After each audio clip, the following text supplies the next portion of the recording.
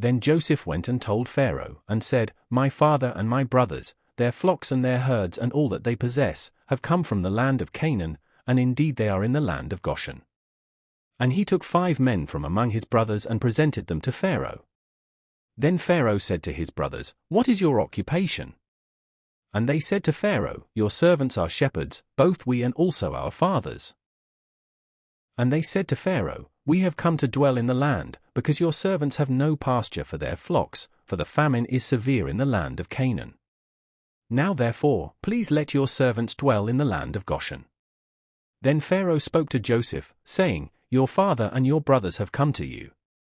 The land of Egypt is before you.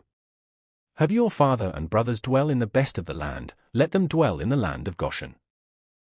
And if you know any competent men among them, then make them chief herdsmen over my livestock.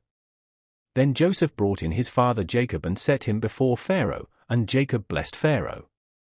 Pharaoh said to Jacob, How old are you? And Jacob said to Pharaoh, The days of the years of my pilgrimage are 130 years. Few and evil have been the days of the years of my life, and they have not attained to the days of the years of the life of my fathers in the days of their pilgrimage. So Jacob blessed Pharaoh, and went out from before Pharaoh. And Joseph situated his father and his brothers, and gave them a possession in the land of Egypt, in the best of the land, in the land of Ramses, as Pharaoh had commanded. Then Joseph provided his father, his brothers, and all his father's household with bread, according to the number in their families. 13 Now there was no bread in all the land, for the famine was very severe, so that the land of Egypt and the land of Canaan languished because of the famine. And Joseph gathered up all the money that was found in the land of Egypt and in the land of Canaan, for the grain which they bought, and Joseph brought the money into Pharaoh's house. So when the money failed in the land of Egypt and in the land of Canaan, all the Egyptians came to Joseph and said, Give us bread, for why should we die in your presence? For the money has failed. Then Joseph said, Give your livestock, and I will give you bread for your livestock, if the money is gone. So they brought their livestock to Joseph, and Joseph gave them bread in exchange for the horses, the flocks, the cattle of the herds, and for the donkeys. Thus he fed them with bread in exchange for all their livestock that year. When that year had ended, they came to him the next year and said to him, We will not hide from my lord that our money is gone, my lord also has our herds of livestock.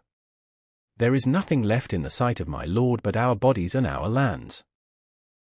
Why should we die before your eyes, both we and our land?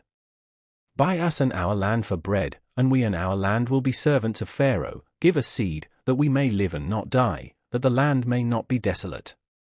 Then Joseph bought all the land of Egypt for Pharaoh, for every man of the Egyptians sold his field, because the famine was severe upon them.